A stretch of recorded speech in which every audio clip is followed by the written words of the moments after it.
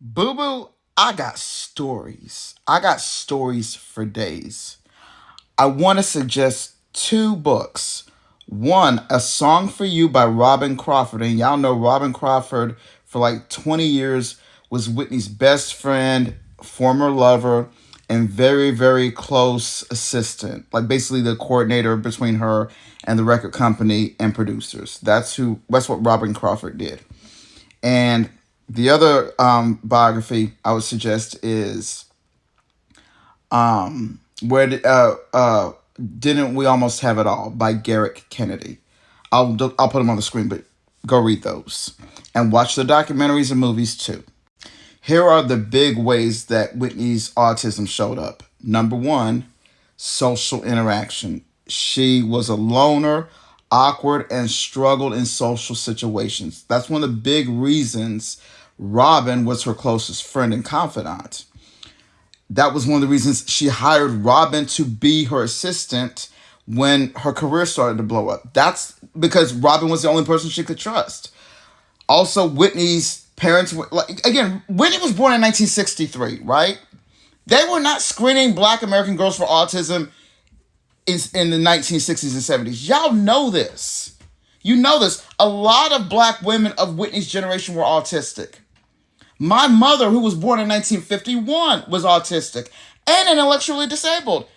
I can tell you, most people meeting my mom off the bat didn't know either of those things, but she was both. Common. And also, my mother struggled with social interaction. Also, Whitney literally needed her assistant to bathe and dress her. Bathe and dress her. Robin Crawford literally talks about that in A Song for You. That every night after concerts, Whitney's assistant bathed and massaged her. Bathed her, rubbed her feet. Those little things that, those little self-care tasks that most people do themselves where they get a significant other to do, the assistant did it for Whitney. All right? And again, some of you have probably already read this and you think, oh yeah, that's just all celebrities. It's not all celebrities. It's celebrities who are dealing with autism or disabilities or some form of addiction. That's who does that, okay? It's masking. It's autistic neurodivergent masking. And this is one of the reasons I am writing this book about Whitney and Alan Turing, because I need people to see what I'm talking about. I need people to see how autistic people with privilege, like Alan Turing, like Whitney Houston, mask their disability in ways that me and my sister Michelle could not. I need y'all to see this. I need you to see how autism works in the real world. So I'm going to get into it now because I'm mad. I just got out of therapy. I was talking with my therapist about this. And we're going to bring Michelle Carrington, ancestor Michelle Denise Carrington, into it too. Because I'm motherfucking fed up with institutional clinical care. I am autistic. My late sister Michelle Carrington was autistic. My late mother Ethel Bridges Carrington was autistic. Now, my mom and Michelle were intellectually disabled on top of it. I'm not. I'm intellectually privileged. I'm a so-called fucking genius. Michelle's IQ was so-called below the norm. But we're both autistic, and the autism made us brilliant. The autism made Michelle and I smarter than our own fucking doctors. Because our doctors were fucking useless. And I still remember the literal conversations, sometimes downright arguments I would have with Michelle's caseworkers. Because there were so many things they didn't understand, even when they would talk to her every week and still didn't understand shit. But let's go beyond Michelle Carrington. Let's focus on two people you literally care about. Alan Mathison Turing and Whitney Elizabeth Houston. The people you claim to be fans of, right? The Voice, the father of artificial intelligence, who were also autistic and high support needs. Fucking high support needs. You know how high? That's why Whitney was addicted to fucking drugs. Okay? That's why Alan was a loner. Both of them were loners. Right? Both of them struggled to maintain conversations and schmooze because you know autistics don't do small talk. That was true of Whitney and Alan as well, okay? And again, all the struggles that they had, they're in biographies, they're in documentaries, they're in graphic novels. all this shit, several biopics. Hey, neuroscientists and psychiatrists and clinical therapists. Alan and Whitney are right there. Go study them. Read the shit. Listen to them. Go find Alan's own fucking writings.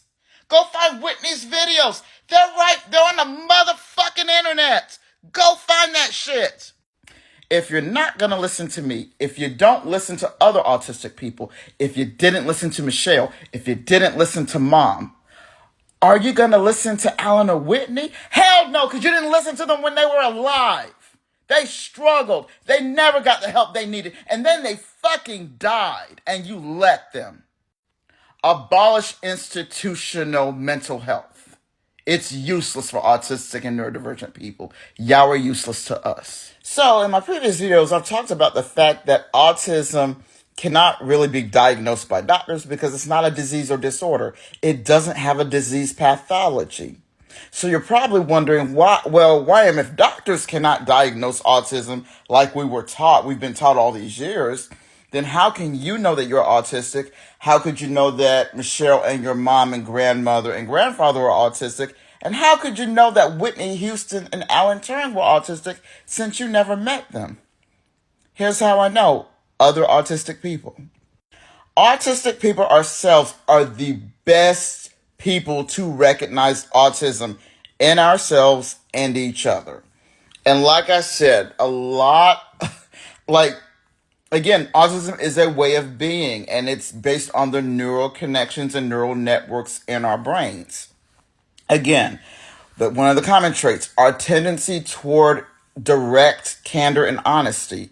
We are not people who do well with polite dishonesty or white lies. We're going to tell you straight up, right?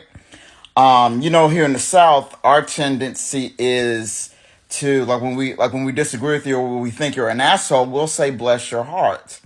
I've never really done that because if I disagree with someone or I think they're an asshole, I'll just tell them straight up. And I've done that since I was a kid. I'll just tell them. And many times I had to be reprimanded or punished or corrected to not do that because my tendency is toward honesty. Another issue with autistic folks who are in marginalized communities, for example, I'm African American. I grew up in the American South here in the United States, and I'm transgender. I'm a transmasculine person, right? So we have in marginalized communities, especially African American community, a concept called code switching, which is being able to present yourself as one way around the dominant class and another way around people in your own community. So with African Americans, a lot of times the way that we talk, our dialects, our language, African American English, we'll use it around each other, but we won't use it at work or at school around where a lot of white folks are because we don't want to be seen as inferior or hood compared to white folks. Now, for me, I have a hard time code switching because for me, code switching is masking, and I struggle with masking. I struggle to put on a mask, whether I'm at work or at school or wherever I'm at. I'm generally gonna be honest with people. I'll be polite, but I'm generally gonna be honest. Masking's hard when you're autistic. So, hello, Kelly Kel. We are gonna talk about the problem of celebrity and assuming celebrities and people of notoriety are just like us and why that's really, really, really, really, really dangerous. So you and I both know who Whitney Houston is, one of the greatest singers of all time, technically gifted, the musical training, the level of her voice and her understanding of melody, counter melody, and rhythm. It's unparalleled, right? She always performed at the top of her field. Her singing was the equivalent of opera singers, like how she could be in the same category as Luciano Pavarotti and Maria Callas and Jesse Norman and Aretha Franklin herself, right? We recognize that level of talent, right? Okay. Now, for someone like yourself who is, I'm going to assume is a very normal person, does not feel like the oddball most of the time, could you imagine yourself or the people in your life who you perceive as regular folks. Could you imagine all of y'all doing the work Whitney Houston did? Now, I don't mean singing or playing an instrument. You probably, I don't know you, but you probably can sing relatively well, and maybe you play an instrument pretty well. That ain't what I'm talking about. I'm talking about being able to be known by billions of people, and that's billions with a B, around the world. Be able to show your face, go out there and perform shows in front of thousands of people at a time, night after night, without wanting to puke your guts out. That was Whitney Houston. That is also me. If you put me in front of 100,000 people right now, I would have no problem speaking to them. None. None. Where I start to struggle is when I'm talking one-on-one to people, particularly people who I perceive as being normal while I'm the oddball. I struggle with interpersonal communication one-on-one. But if you put me in front of an audience of thousands, you could put me, if you told me that billions of people were watching me on satellite, it wouldn't bother me at all. It's the one-on-one communication that bothers me, right? That's the one I have to adjust to all the time. So if you cannot relate to what I describe, literally preferring to be watched by billions than perceived or observed by a single person, you're not autistic, and you can't understand the way I feel or how Whitney Houston felt or how my late sister felt or how Alan Turing felt. You can't, because you don't know that. You can't know that emotion. Very few humans can. I'm just saying.